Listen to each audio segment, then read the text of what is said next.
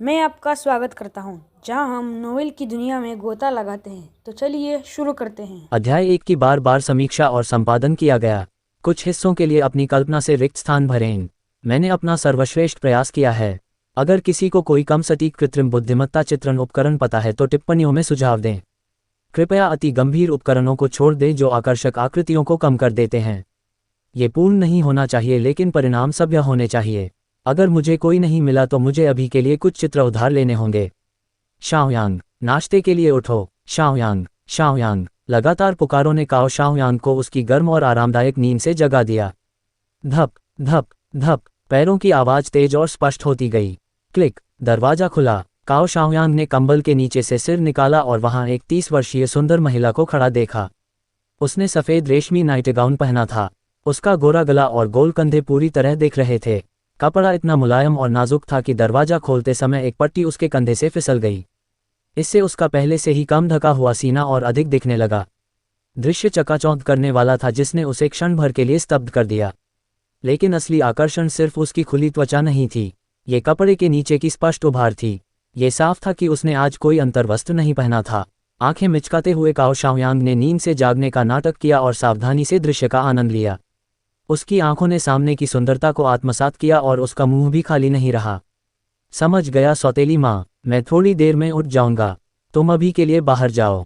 अब उठो। कल मैंने तुम्हारे उसी बहाने पर भरोसा किया था और क्या हुआ? जैसे ही मैं गई तुम फिर सो गए और सुबह की कक्षा के लिए देर हो गई। ये कहते हुए वह महिला पास आए और उसका कंबल पकड़ने के लिए आगे बढ़ी। उसकी हरकत ने काओ शाओयांग को चौंका दिया।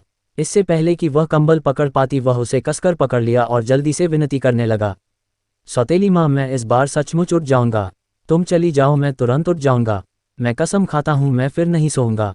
कृपया जाओ। तो अब उठो। उसने अपनी बाहें क्रॉस की और अपने कंधे से फिसली पट्टी की ओर देखा लेकिन उसे ठीक करने की कोई कोशिश नहीं की।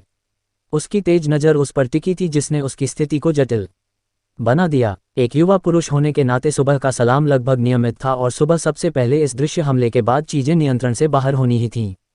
उसने पहले से ही अपने पैरों को कंबल के नीचे मोड़ लिया था। वह जानता था कि पतला कंबल स्थिति को छिपाने में ज़्यादा मदद नहीं करेगा। हालांकि उसका अपनी सौतेली माँ के साथ रिश्ता अच्छा था लेकिन वह इतना साहसी नहीं था कि उसकी मौजूदगी में स्पष्ट रूप से निशाना साधे और गोली चलाए। उसने उसकी हिचकिचाहट को देखा और इसे टालने की एक और कोशिश समझकर उसने इसे नज़रअंदाज करने का फैसला किया। सालों से ये दिनचर्या अनगिनत बार दोहराई गई थी, लेकिन इस बार बात अलग थी। कॉलेज प्रवेश परीक्षा में केवल 2 महीने बचे थे। उसका भविष्य दांव पर था।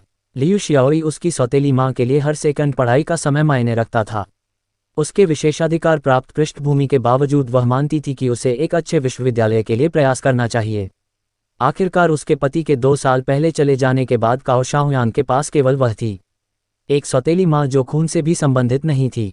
उसे अपने दिवंगत पति के भरोसे को निभाने और शाओयांग को सही रास्ते पर रखने की जिम्मेदारी महसूस होती थी। इस विचार के साथ उसकी आंखें सिकुड़ गईं। एक तेज गति में उसने कंबल को बिस्तर से खींच लिया। हुश, हल्का कवर उड़कर शाओयांग के चेहरे पर जा गिरा। उसने उम्मीद की थी कि वह आलसी होकर सिकुड़ा हुआ होगा लेकिन वास्तविकता ने उसे स्तब्ध कर दिया। उसने उसके पतले मांसल पैरों को, तीक्ष्ण रूप से परिभाषित पेट की मांसपेशियों को और सबसे ध्यान देने योग्य एक बहुत ही प्रमुख ध्वजस्तंभ को खड़ा देखा। उसके गाल लाल हो गए और उसने जल्दी से अपनी नज़र हटा ली। हालांकि वह उसकी प्रतिक्रिया से पहले कुछ और नज़रें चुराने से खुद को रोक नहीं पाए। वह सोचने से खुद को रोक नहीं पाई कि यह लड़का इतना बड़ा हो गया है फिर भी उतना ही अनजान है जितना एक नया चूजा। लियू शियाओई ने गहरी सांस ली और अपनी पूरी सुडौल आकृति को दृश्य के जवाब में खड़ा कर लिया। उसकी लंबी आकर्षक टांगें सहज रूप से उसके बहते नाइटगाउन के नीचे एक साथ दब गईं। शाओयांग, जो उसकी चुपके से किए गए हमले से क्षण भर के लिए स्तब्ध था, जम गया। लेकिन अब कंबल के उसके चेहरे को ढकने से वह पर्याप्त साहस महसूस कर रहा था। सहज रूप से काओ शाओयांग ने अभिवादन में अपना सिर और पूंछ हिलाई फिर चौंकने की नकली प्रतिक्रिया दी। वह अनाड़ी ढंग से कंबल को वापस अपने ऊपर खींचने के लिए हाथ पैर मारने लगा। केवल वही देरी और अपनी जानबूझकर की गई हरकतों के असली मकसद को जानता था। लियू शियाओई, जो अपनी आंखों के कोने से चुपके से देख रही थी, आखिरकार तब बोली जब उसने देखा कि शाओयांग ने खुद को सफलतापूर्वक ढक लिया था। हालांकि उसने सामान्य लहजे में बात की, वह स्पष्ट रूप से घबराई हुई थी। यह आदत तुमने कब डाली? जल्दी करो, कपड़े पहनो और नाश्ते के लिए बाहर आओ। बिना जवाब की प्रतीक्षा किए वह मुड़ गई। उसके कदम अस्थिर थे जब वह कमरे से बाहर निकली। उसकी आकर्षक आकृति स्पष्ट रूप से हिल रही थी। क्लिक, दरवाजा उसके पीछे बंद हो गया और शाओयांग अकेला रह गया। अब जब वह चली गई थी, शाओयांग ने पूरी तरह से नाटक छोड़ दिया। कंबल को फेंकते हुए उसने नीचे की ओर देखा और एक सराहनीय मुस्कान दी।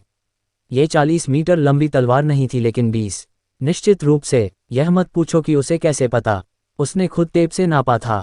ऐसी प्रभावशाली संपत्तियों और युवा शरीर के साथ उसका दूसरा जीवन बिल्कुल भी बर्बाद नहीं लग रहा था।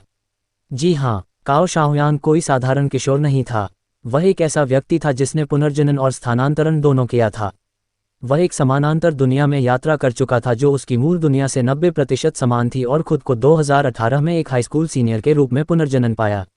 विशेष रूप से वह कॉलेज प्रवेश परीक्षा से 53 दिन पहले जागा था। अपने पिछले जीवन में वह 30 साल का पुरुष था। उसने जो कुछ भी सीखा था वह लंबे समय से भूल चुका था और उसने खुद कॉलेज प्रवेश परीक्षा भी नहीं दी थी। अब वह एक ऐसी स्थिति में था जो एक पागल नरक मोड चुनौती की तरह लग रही थी। दुनिया की सबसे कठिन शैक्षणिक परीक्षाओं में से एक की तैयारी। सामान्य परिस्थितियों में वह हंसी के साथ हार मान लेता, अगले साल फिर से परीक्षा देने या बस अपने दिवंगत पिता की विरासत पर निर्भर होकर ऐशो आराम की जिंदगी जीने के लिए तैयार हो जाता। लेकिन भाग्य या शायद किसी ब्रह्मांडीय स्थानांतरण ब्यूरो ने उस पर दया की थी। न केवल उसे जीवन का दूसरा मौका दिया गया था, बल्कि उसे एक सुनहरा धोखा भी दिया गया था। दैवीय टाइकून, हरेम सिस्टम का नाम ही सब कुछ कह देता था।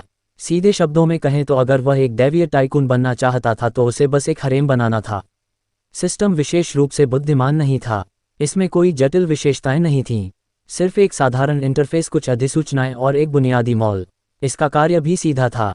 जब भी शाओयांग महिलाओं पर पैसा खर्च करता, चाहे वह उन्हें जानता हो या नहीं, सिस्टम उस राशि को बेतरतीब ढंग से गुना करता और एक विशेष सिस्टम से जुड़े बैंक कार्ड में जमा करता।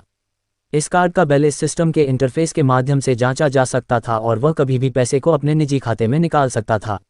अब यह एक हास्यास्पद रूप से शक्तिशाली क्षमता नहीं है, लेकिन ये भी सबसे खेल बदलने वाली विशेषता नहीं थी। असली खजाना सिस्टम के मॉल में था। अध्याय 2, सौतेली माँ के पैरों के पास अंडा। System mall panel. होस्ट शारीरिक आंकड़े। कुल स्कोर 8, सामान्य मानव स्कोर 10, असीम ऊर्जा। नया लाभ, कीमत 10,000। सावधानी, गंभीर थकान का कारण बन सकता है। टाइटेनियम मिश्र धातु गुर्दे के साथ खरीदने पर दुष्प्रभाव नकार दिए जाते हैं। 0/1, टाइटेनियम मिश्र धातु गुर्दे। नया लाभ, कीमत 10,000। 0/1, कस्टम लाभ, 2018 कॉलेज प्रवेश परीक्षा पत्रों का पूरा सेट। कीमत 100, खरीदा गया, बिक गया। आपातकालीन सहायता, 10 लाख। निष्क्रिय सक्रिय, जीवन घातक आपातकाल में स्वचालित रूप से सक्रिय होता है या शरीर के कार्यों को बहाल करने के लिए सक्रिय रूप से खरीदा जा सकता है। शारीरिक अंग वृद्धि उपहार बॉक्स, 10 लाख। अपनी पसंद के अनुसार उचित सीमा के भीतर शारीरिक अंग चुनें और बढ़ाएं। पूरा शरीर मजबूतीकरण, प्रति अंक 1 करोड़ से शुरू। उच्च स्तरों पर उन्नयन उपलब्ध। 5 करोड़, 10 करोड़, 50 करोड़, 1 अरब, 10 अरब। जीवनकाल खरीदें, प्रति वर्ष 1 अरब। सौंदर्य वृद्धि इंजेक्शन, 5 लाख। स्तन वृद्धि इंजेक्शन, 5 लाख। नितंब वृद्धि इंजेक्शन, 5 लाख। कमर पतली करने का इंजेक्शन, 5 लाख। वसा जलाने का इंजेक्शन, 5 लाख। शारीरिक मजबूती इंजेक्शन, 10 लाख। जीवनकाल, प्रति वर्ष 1 अरब। कार्य विस्तार विकल्प देखने के लिए क्लिक करें। कार्यक्षमता निर्विवाद रूप से शक्तिशाली थी। अतिरिक्त जीवनकाल खरीदने की क्षमता को भूल जाए, ये किसी भी धनी व्यक्ति को पागल कर देगा। अभी के लिए शाओयांग को अपने जीवनकाल को बढ़ाने की चिंता नहीं थी। आखिरकार वह युवावस्था के चरम पर था। जो वास्तव में जीवन रक्षक लगा वह था लगभग मुफ्त कॉलेज प्रवेश परीक्षा पत्र।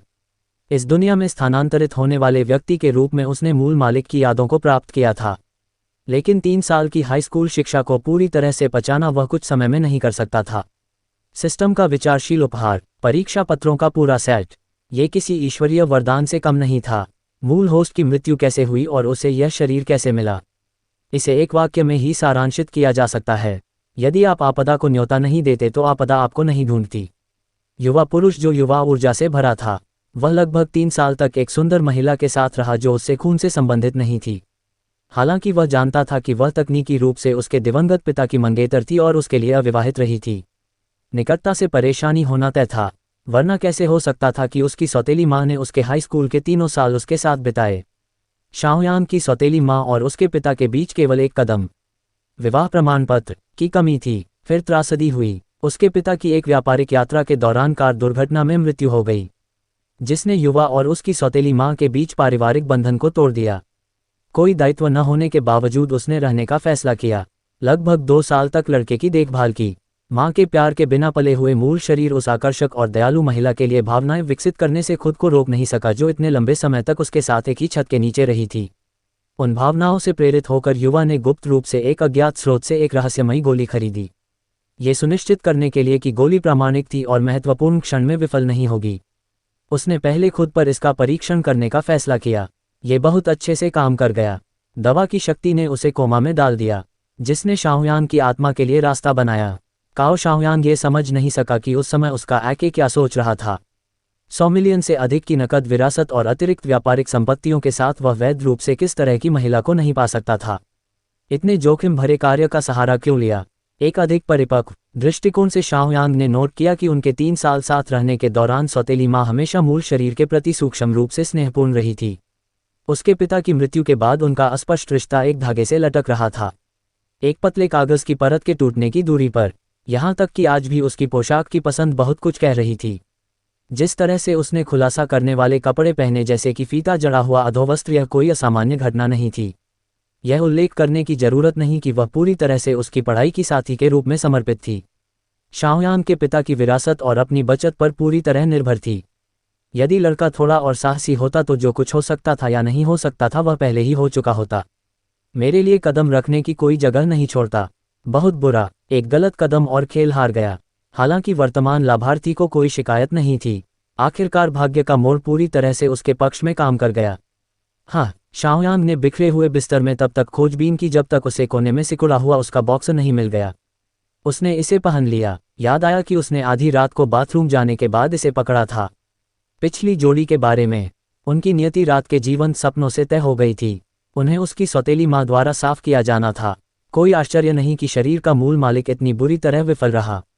सब कुछ स्पष्ट होने के बावजूद वह छलांग नहीं लगा सका। अब भाग्यशाली उत्तराधिकारी के रूप में शाओयान ने फैसला किया कि उन बाकी इच्छाओं को पूरा करना ही उचित था। जल्दी से कपड़े पहनने के बाद उसने कंबल को एक साफ लेकिन अनाड़ी वर्ग में मोड़ा और बाहर निकल गया। नाश्ते के समय हवा में तनाव था। न तो शाओयान और न ही लियू शियाओई ने बात की। शाओयान ने अपना अभिनय जारी रखा, एक शर्मीले निर्दोष लड़के की भूमिका निभाई। वह इस दुनिया में आए अभी कुछ ही दिन हुए थे और वह अभी तक किरदार तोड़ने के लिए तैयार नहीं था। लियू शियाओई हालांकि स्पष्ट रूप से संघर्ष कर रही थी। साथ रहने के वर्षों में उनका रिश्ता करीब हो गया था, खासकर उसके मंगेतर की मृत्यु के बाद। उसने अनजाने में लड़के को अपने भावनात्मक सहारे के रूप में देखना शुरू कर दिया था।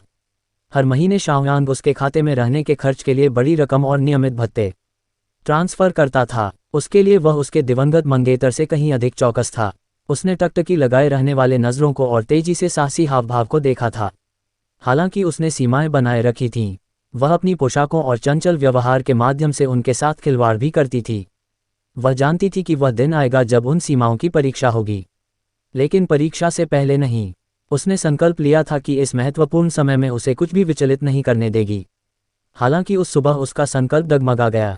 लड़के के उत्साहपूर्ण 2 छलांगों को नज़रअंदाज करना असंभव था, जिसने उसके दिमाग को अराजकता में छोड़ दिया। अब भी अपने दूध के गिलास को आधा पीते हुए उसका मुंह सूखा रहा और उसके विचार भटक रहे थे। उसकी टांगें मेज के नीचे कसकर दब गईं, हल्के से हिल रही थीं क्योंकि उसके भीतर एक गर्मी उठ रही थी। उसने शाओयान की हाल की साहसिकता को याद किया। क्या आज सुबह का प्रदर्शन एक और परीक्षा थी? वह लड़के की प्राकृतिक प्रतिभाओं से स्तब्ध थी, जैसा उसने कभी कल्पना भी नहीं की थी। चुप्पी अचानक कुछ हल्की आवाज़ों से टूटी। खट, एक अंडा मेज पर टकराया। प्लॉप, अंडा फर्श पर गिर गया। टैप, उसका क्रिस्टल सैंडल हल्के से हिलाया गया। बाहर से नहीं बल्कि अंदर से। लियू शियाओई के प्रतिक्रिया करने से पहले शाओयान की आवाज़ चिकनी और तेजी से आई। एक अंडा मेज के नीचे गिर गया। सौतेली माँ, मैं इसे उठा लूंगा। एक पल में वह मेज के नीचे गायब हो गया, उसे स्तब्ध छोड़कर। अध्याय 3, वांडा प्लाजा। गुंजन, एक झुनझुनी सनसनी रीढ़ की हड्डी से सिर के शीर्ष तक उमड़ी। लियू शियाओई वहां बैठी जमी हुई थी, तनाव से अकड़ गई। लेकिन फिर उसने अपनी मेज के नीचे कसकर दबी टांगों के बारे में सोचा। अगर शाओयान ने देखा तो क्या वह गलत समझेगा और सोचेगा कि वह उससे सावधान है? क्या यह उसकी पहले से ही सतर्क और नाजुक संबंध बनाने की कोशिशों को ठेस पहुंचाएगा? कुछ सेकंड की हिचकिचाहट के बाद शाओयान अभी भी मेज के नीचे से अंडा नहीं निकाल पाया था। उसकी संवेदनशील भावनाओं को ठेस पहुंचाने की चिंता में लियू शियाओई ने धीरे से अपनी टांगें थोड़ा अलग कीं। उबला हुआ अंडा उससे दूर नहीं था, लेकिन मेज के नीचे का तंग स्थान उसकी लंबी 1.8 मीटर की कदकाठी के लिए आदर्श नहीं था। उसे सावधानी और धीरे धीरे हिलना पड़ा। ठीक उसी समय जब वह अंडे को हुक करने और अपने हाथ में बचाने वाला था। एक हिम सफ़ेद टांग जिसमें थोड़ी ठंडक थी, उसकी नाक के सिरे से गुजरी, और उसकी मूल लयबद्ध सांस इस अचानक बदलाव से बाधित हो गई। उसने अपना सिर थोड़ा झुकाया ताकि इस अचानक बदलाव को देख सके। उसकी सांस रुक गई। हिस अपनी सीट पर लौटकर और निकाले गए अंडे को अपने मुंह में डालते हुए काओ शाओयांग लियू शियाओई के साहसी काले सफ़ेद परिधान की छवि को झटक नहीं सका।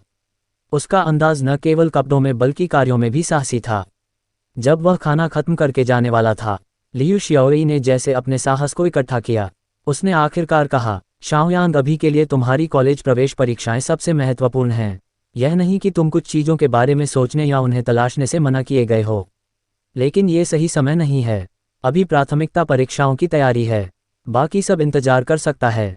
ठीक है। उसकी हरकत रुकी, उसकी आंखें विचारशीलता से चमकीं। क्या उसके शब्दों में कोई छिपा अर्थ था? क्या इसका मतलब ये हो सकता है कि परीक्षाओं के बाद उसे आज़ादी मिलेगी? चुपके से उसने इस शरीर के मूल मालिक की बदकिस्मती पर अफसोस जताया। बस थोड़ा और, इतना करीब। लेकिन काओ शाओयांग कौन था? एक दैवीय स्तर के सिस्टम वाला पुरुष। हरेम बनाना और दिल जीतना उसका मिशन था।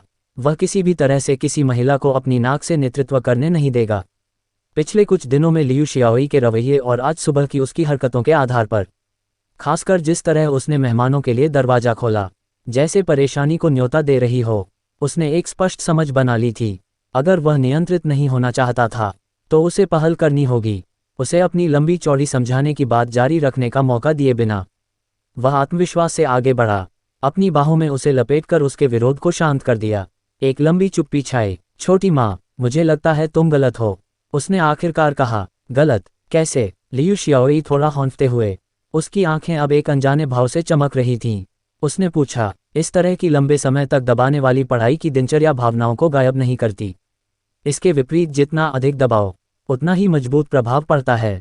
एक बेचैन दिमाग वास्तव में पढ़ाई की प्रभावशीलता को बाधित कर सकता है। धमाका। काओ शाओयांग ने अपने हाथों से एक विस्फोट की नकल की, यहाँ तक कि ध्वनि प्रभाव भी जोड़े। क्या कोई पुरानी कहावत नहीं है, रोकने से बेहतर है कि रास्ता बनाया जाए? मुझे लगता है इतने दमन के बाद कुछ तनाव छोड़ने का समय है। इससे बेहतर परिणाम भी मिल सकते हैं। छोटी माँ, तुम नहीं चाहोगी कि मैं इस सारे दबाव से फट जाऊं और अपनी समीक्षा सत्रों को बर्बाद कर दूं, है ना? उसके ग्रेड का जिक्र करते ही लियू शियाओई तुरंत सतर्क हो गई। वह चुपके से खुद को डांटने लगी। उसने इसके बारे में क्यों नहीं सोचा? आखिरकार शाओयांग अभी भी एक युवा पुरुष था। ये प्रभावशाली था कि उसने इतने समय तक खुद को रोके रखा। अगर उसकी प्राकृतिक प्रवृत्तियां इस महत्वपूर्ण समय में टूटने की कगार पर दबा दी गईं, तो परिणाम विनाशकारी होंगे। ये वह नहीं चाहती थी। तो तुम क्या सुझाव देते हो? नहर बनाने का तरीका कैसा रहेगा? लियू शियाओई ने घबराते हुए धीमी आवाज में पूछा कि काओ शाओयांग क्या सोचता है कि उन्हें करना चाहिए। जैसे ही वह उसके कान में फुसफुसाने के लिए झुका, काओ शाओयांग अपने मुंह के कोनों पर खींचने वाली चालाक विजयी मुस्कान को छिपा नहीं सका। नहीं, बिल्कुल नहीं। छोटी माँ, तुम नहीं चाहोगी। 5 दिन, 2 दिन, 4 दिन, 3 दिन, सौदा तय। उसके और विरोध करने से पहले, उसकी नाराज भरी नज़र को नज़रअंदाज करते हुए, उसने शरारत से उसके नर्म वक्र तल को हल्के से निचोड़ा। जोर से हंसते हुए उसने प्रवेश द्वार से अपना बैकपैक पकड़ा और दरवाजे से बाहर भाग गया। काओ शाओयांग का किराए का अपार्टमेंट उसके स्कूल के पास एक उच्च श्रेणी के मोहल्ले में था, जिसमें प्रति मंजिल केवल एक इकाई थी। हालांकि उसके परिवार की संपत्ति आसानी से वह जगह खरीद सकती थी। इसे किराए पर लिया गया था क्योंकि उसे हाई स्कूल के 3 साल के लिए ही इसकी ज़रूरत थी। कॉलेज प्रवेश परीक्षाओं के बाद वे आगे बढ़ेंगे, जिससे खरीदारी अनावश्यक हो गई। अपनी छोटी जीत से अभी भी मुस्कुराते हुए काओ शाओयांग ने लिफ्ट का बटन दबाया। स्कूल पहुंचने पर दिन लगातार गहन समीक्षा सत्रों की लय में ढल गया। समय का बहुत कम एहसास बचा। आखिरकार स्कूल के दिन के अंत की घंटी बजी। काओ शाओयांग की कक्षा उन उच्च दबाव वाली क्रैम कक्षाओं में से नहीं थी। अधिकांश छात्र वहां शीर्ष विश्वविद्यालयों जैसे 211 या 985 स्कूलों के लिए लक्ष्य नहीं बना रहे थे, इसलिए कुल तनाव का स्तर अधिक प्रबंधनीय था। शाम का स्वर अध्ययन वैकल्पिक था। पूरे दिन इस पल की उत्सुकता से प्रतीक्षा करने के बाद काओ शाओयांग ने स्वाभाविक रूप से शाम के सत्र को छोड़ने का फैसला किया। पिछले 3 सालों में मूल काओ शाओयांग ने कम प्रोफाइल रखा था और घनिष्ठ दोस्ती नहीं बनाई थी। अब इन अंतिम दिनों में कम पढ़ने वाले सहपाठी भी दूसरों के पढ़ाई के समय को बाधित करने से बचते थे। छात्रों के बीच बातचीत न्यूनतम थी। हालांकि उसे उनके सीनियर वर्ष में सबसे सुंदर लड़के के रूप में व्यापक रूप से मान्यता प्राप्त थी। काओ शाओयांग से ज़्यादा संपर्क नहीं किया गया। यह आंशिक रूप से इसलिए था क्योंकि वह सबके रास्ते से हटने की कोशिश करता था। आखिरकार यह मूल काओ शाओयान था जो इन सहपाठियों के करीब था। वर्तमान वह नहीं, जो एक पुनर्जनन आत्मा थी। इसके अलावा कॉलेज प्रवेश परीक्षाओं के करीब आने के साथ सभी जल्द ही अपने अपने रास्ते चले जाएंगे। संभवतः कोई स्थायी संबंध नहीं होंगे, इसलिए उसे सती रिश्तों को बनाए रखने में कोई मूल्य नहीं दिखा।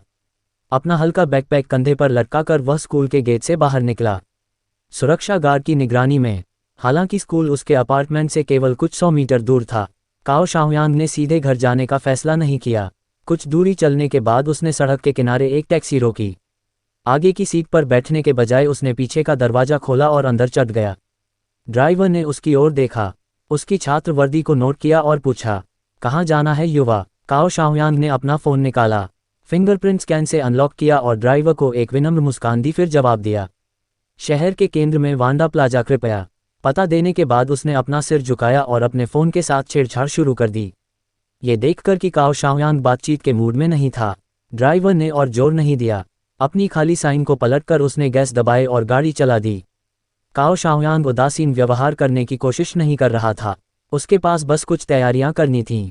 एक रेस्तरां समीक्षा ऐप का उपयोग करते हुए वह उच्च श्रेणी के पश्चिमी भोजनालयों की रेटिंग्स के माध्यम से स्क्रॉल करता रहा, अपनी अगली चाल की योजना बनाते हुए। अध्याय 4, बड़ी छाती वाली युवती का बच्चा चेहरा। आज रात एक बेचैन और घटनापूर्ण रात होने का वादा था। कम भावनात्मक बुद्धिमत्ता के बावजूद खाली हाथ लौटना कोई विकल्प नहीं था। जीवन में थोड़ी रस्म की जरूरत होती है। पैसा कोई मुद्दा नहीं था, खासकर जब सुनहरे उंगली के कारण आपूर्ति अनंत लगती थी। पैसा खर्च करने से केवल और लाभ मिलते थे। इस तरह की छोटी लेकिन विचारशील आश्चर्य निश्चित रूप से आज रात और बड़े आश्चर्यों की ओर ले जाएंगे। पश्चिमी रेस्तरां क्यों चुना? क्योंकि मोमबत्ती की रोशनी में रात्रिभोज पश्चिमी व्यंजनों के माहौल के साथ सबसे अच्छा मेल खाता है। चीनी शैली का मोमबत्ती रात्रिभोज अत्यधिक औपचारिक लगता है। शिया देश के सांस्कृतिक संदर्भ में एकमात्र सच्चा मोमबत्ती रात्रिभोज शादी की रात का भोजन हो सकता है। अद्वितीय और अतुलनीय, पारंपरिक चीनी रोमांस को मूर्त रूप देता हुआ। हालांकि ऐसा दृश्य दोहराने का विचार आकर्षक था, ये सही समय नहीं था। पहला समय बहुत कम था, दूसरा रिश्ता उस चरण तक नहीं पहुंचा था। अब कोशिश करने से उल्टा असर हो सकता था। कई तुलनाओं के बाद काओ शाओयान ने एक मध्यम रेटिंग वाले लेकिन सबसे अधिक सकारात्मक समीक्षाओं वाले रेस्तरां पर फैसला किया। उसने अपने अनुमानित वापसी समय के आधार पर एक मोमबत्ती रात्रिभोज पैकेज बुक करने के लिए फ़ोन किया। कीमत 9,999 युआन। कोई जमा राशि की जरूरत नहीं। सारा टेबलवेयर बिल्कुल नया था। उसने एक तथाकथित फ्रेंच बोर्डो एस्टेट वाइन पर भी 5 अंकों की राशि खर्च की। यह असली थी या नहीं वह निश्चित नहीं था, लेकिन जब तक यह 1982 का लफीट नहीं था, इस कीमत पर नकली होने की संभावना कम थी। इससे कोई फर्क नहीं पड़ता। उसे वैसे भी अच्छी वाइन और बुरी वाइन में अंतर नहीं पता था। उसके लिए सभी लाल वाइन कमोबेश एक जैसी थीं। सफ़ेद शराब के साथ भी यही बात थी। वह गुणवत्ता में अंतर नहीं कर सकता था, लेकिन इससे कोई फर्क नहीं पड़ता। उसे जिस चीज़ की परवाह थी वह थी माहौल। जब पूछा गया कि क्या उसे वेटर की मौजूदगी चाहिए, काओ शाओयान ने मना कर दिया। तीसरा पहिया केवल असुविधा पैदा करता। कॉल खत्म करने पर उसने देखा कि ड्राइवर रियरव्यू मिरर से बार बार उसकी ओर देख रहा था। सवालों की बाढ़ की आशंका को भांपते हुए काओ शाओयान ने मुंह बंद रखा, नज़रअंदाज करने का नाटक किया। उसे संदेह था कि थोड़ा सा भी आंखों का संपर्क ड्राइवर को बोलने के लिए प्रेरित करेगा। सौभाग्य से वे वांडा प्लाजा के करीब पहुंच रहे थे। एक कम भीड़ भाड़ वाले स्थान को चुनकर वह कार से निर्णायक रूप से उतर गया।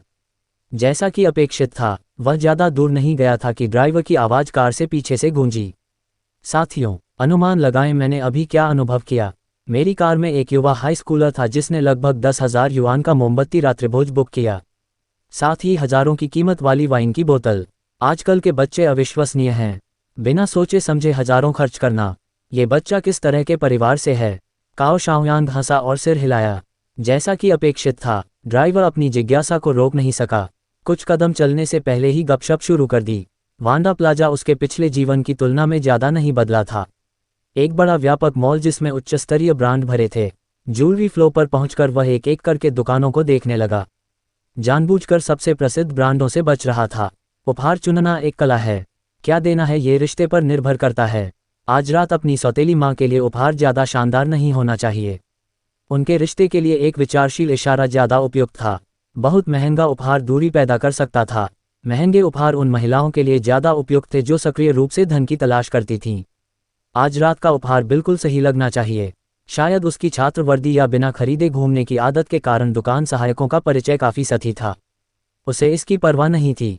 वह भी उतना ही आधा अधूरा रुचि रखता था।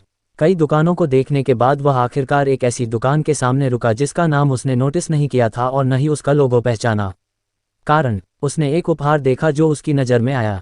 हालांकि कुछ उसका दृश्य बाधित कर रहा था, जिससे स्पष्ट देखना मुश्किल हो रहा था। जो उसका ध्यान खींचा वह एक पेंडेंट था, दो आपस में जुड़े दिल जिनके बीच में एक छोटा चमकीला हरा जेड पत्थर लटक रहा था। दुर्भाग्य से इसके ठीक सामने एक विशाल बाधा थी, प्रमुख वक्रों की एक जोड़ी। करीब से देखने के लिए झुकना अनुचित लग रहा था। उसने पेंडेंट को करीब लाने के लिए क्लर्क से पूछने के लिए ऊपर देखा, और फिर वह जम गया। क्या नज़ारा था! बड़ा, सफ़ेद और गहरा। उसकी ब्रा द्वारा पूरी तरह से समर्थित क्लीवेज ने एक अनूठा आकर्षण पैदा किया, जिससे वह उस मंत्रमुग्ध करने वाली घाटी में गोता लगाने को लगभग तैयार हो गया। लचीलापन तो सवाल ही नहीं था, लेकिन नर्म, ये निश्चित था। सवाल केवल ये था कि कितना नर्म। शायद उसकी नज़र बहुत तीव्र थी। उसके सामने का विशाल सीना कुछ कदम पीछे हटा, और फिर एक मधुर आवाज़ गूंजी, क्षमा करें सहपाठी। हाँ, उसी क्षण काओ शाओयांग होश में आया। उसने खुद को संयमित किया, शांत होने का नाटक किया और ऊपर देखा। तब उसने सामने वाले व्यक्ति को स्पष्ट रूप से देखा। उसके कंधे तक के साफ सुथरे छोटे बाल थे, नाजुक मेहराबदार भौहें, आंखें ज़्यादा सनकरी नहीं थीं, और नाक जो खास ऊंची या नुकीली नहीं थी लेकिन फिर भी आकर्षक थी। उसके होंठ जो शायद पेशेवर आदत से थोड़े ऊपर की ओर थे, हल्के लाल लिपस्टिक से रंगे थे, उसके लिए बिल्कुल सही रंग। लेकिन ये सब मुख्य बिंदु नहीं था। मुख्य ध्यान उसकी गुड़िया जैसे चेहरे और उसकी कमजोर आभा पर था जो उसे आसानी से सताने योग्य बनाती थी। एक क्लासिक बच्चा चेहरा और भरी हुई सुंदरता। आमतौर पर जब लोग बच्चा चेहरा और भरी आकृति वाली सुंदरता के बारे में सोचते हैं, वे एक छोटी प्यारी और चंचल युवा लड़की की कल्पना करते हैं। हालांकि उसके सामने वाली महिला इस प्रोटोटाइप का बड़ा और परिपक्व संस्करण थी। वह 30 से अधिक की लग रही थी, लगभग 170 सेंटीमीटर लंबी थी, और उसकी आकृति आश्चर्यजनक रूप से सुडौल थी। वह एक आत्मविश्वास भरी रानी जैसी महिला की आभा देती थी। फिर भी उसका चेहरा नादान और नर्म लगता था। यह विरोधाभास अविश्वसनीय था। यह आकर्षक असमानता मनमोहक थी। ऐसी तीव्र विरोधाभासी भरी हुई लेकिन मासूम दिखने वाली महिला के सामने काओ शाओयांग ने स्वीकार किया कि उसका डीएनए हिल गया, प्राकृतिक प्रवृत्तियों को जागृत कर दिया। हालांकि उसने इसे अच्छी तरह छिपाया। अपनी प्रारंभिक अटल नज़र के अलावा उसका व्यवहार जल्दी ही एक शुद्ध और मासूम लड़के में बदल गया, जिसकी आंखें साफ और सरल थीं। उसने अपनी नज़र हटाई और विनम्रता से कहा, नमस्ते मिस, क्या आप इस पेंडेंट को देखने में मेरी मदद कर सकती हैं? एन्यू वेई ने सामने वाले छात्र को चुपके से देखा। हालांकि उसने इसे अच्छी तरह छिपाया था। उसने उसकी शुरुआती तीव्र नज़र को अपने विशाल सीने पर देखा था। टस्क टस्क टस्क, आजकल के बच्चे, वे वाकई कुछ खास हैं। लड़के को इसे छिपाना भी अच्छे से आता था। फिर भी देखा जाना कोई नुकसान नहीं था, बशर्ते वह बिक्री कर सके। उसके विचार जो भी हों, एन्यू वेई ने इसे जाहिर नहीं होने दिया। उसके हाथ तेजी से हिले जब उसने डिस्प्ले केस खोला। अंदर पहुंचकर वह पेंडेंट निकाला जिसके बारे में काओ शाओयांग ने पूछा था। वह इसे निकालने के लिए झुकी। काओ शाओयांग के दृष्टिकोण से उसकी काली पेशेवर आयामी छातियां पारदर्शी कांच के काउंटर पर फैली हुई थीं। जैसे ही वह आगे झुकी, उसकी आकृति उतनी ही अधिक उभरी। एक गहरी नई क्लीवेज रेखा बनाई जो प्रमुखता से प्रदर्शित थी। उसने सहज रूप से अपनी नाक को छुआ, यह उम्मीद करते हुए कि उसका युवा हार्मोनल शरीर, 18 साल की तपस्या, उसे वहां नाक से खून बहाकर शर्मिंदगी में नहीं डालेगा। सौभाग्य से उसकी सबसे बुरी आशंकाएं सच नहीं हुईं। उसकी गरिमा बरकरार रही। अध्याय 5, अपनी प्रेमिका के लिए खरीदारी। सुंदर दृश्य हमेशा एक पल में गुजर जाते हैं। जैसे ही पेंडेंट निकाला गया, उस पर टिका हुआ नर्म हिम सफ़ेद ढेर दिखना बंद हो गया। हिस, यह महिला अद्भुत थी। उसकी अनुपात के साथ, अगर वह अपनी असाधारण प्रतिभा को वहां दबा देता, तो क्या वह पूरी तरह गायब हो जाती? काओ शाओयांग को इस आकर्षक आंटी को जानने की इच्छा हुई। एन्यू वेई ने पेंडेंट को एक मैनेकिन की गर्दन पर रखा और काओ शाओयांग की ओर सरकाया। छोटे भाई, तुम इसे करीब से देख सकते हो, उसने मधुरता से कहा, उसे वास्तविकता में वापस लाते हुए। धन्यवाद। उसने पहले ही सोच लिया था कि डिस्प्ले केस के माध्यम से पेंडेंट सुंदर लग रहा था। अब जब ये करीब था, यह उसकी पसंद से और भी ज्यादा मेल खाता था। एन्यू वेई ने एक बिखरी हुई बालों की लट को अपने कान के पीछे किया और उत्साहपूर्वक पेंडेंट के सामग्री और प्रतीकवाद का वर्णन किया। फिर एक उदासीन हावभाव के साथ उसने पूछा, छोटे भाई, क्या तुम इसे किसी को देने की योजना बना रहे हो? काओ शाओयांग ने सहजता से जवाब दिया, ये सुंदर है और मुझे पसंद है। मैं इसे अपनी प्रेमिका को देने की योजना बना रहा हूँ। हंसी, छोटे भाई, तुम काफी रोमांटिक हो ना? इतने युवा और पहले से ही प्रेमिका। उसे इतने सुंदर और विचारशील प्रेमी के साथ भाग्यशाली महसूस करना चाहिए। काओ शाओयांग ने गर्मजोशी से मुस्कुराया। धन्यवाद, लेकिन एनयू वेई ने विचारपूर्वक कहा, मुझे लगता है कि यह हार तुम्हारी उम्र की युवा लड़की के लिए उपयुक्त नहीं हो सकती। यह एक ऐसा टुकड़ा है जिसे अपनी अनूठी आकर्षण को सामने लाने के लिए कुछ परिपक्वता की जरूरत है। उसने पास के एक डिस्प्ले की ओर इशारा किया। हमारे पास युवा लड़कियों के लिए अधिक उपयुक्त कुछ गहने हैं, क्या तुम देखना चाहोगे? ओह सचमुच, काओ शाओयांग ने बिना ध्यान दिए जवाब दिया, लेकिन उसकी नज़र सामने के पेंडेंट से कभी नहीं हटी। वह बहुत संतुष्ट था। यही था, उसने अपने दिल में पहले ही फैसला कर लिया था।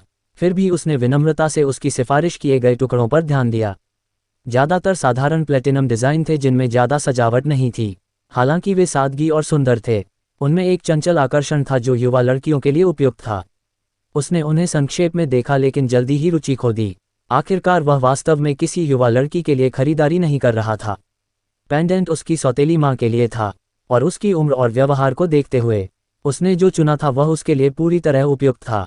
फिर भी उसने बिक्री वाली की विचारशीलता की सराहना की।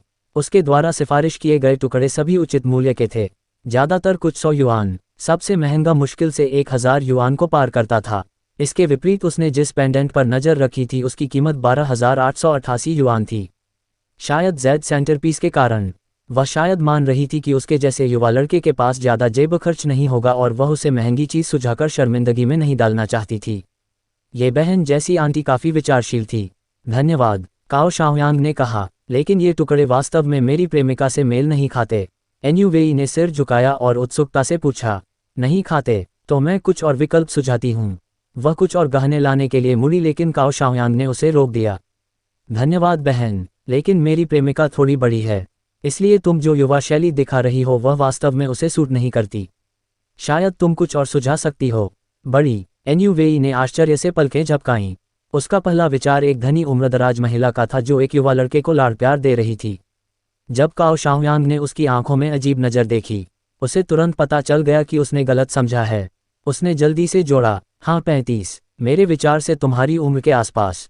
हालांकि वह 50 साल की धनी आंटी जैसी नहीं थी जैसी उसने कल्पना की थी, फिर भी एक दशक से अधिक का उम्र का अंतर एनयू वेई को आश्चर्यचकित कर गया। उसने नहीं सोचा था कि यह सुंदर युवा पुरुष बड़ी उम्र की महिलाओं में रुचि रखता है। उसकी अनूठी पसंद ने उसे थोड़ा परेशान कर दिया।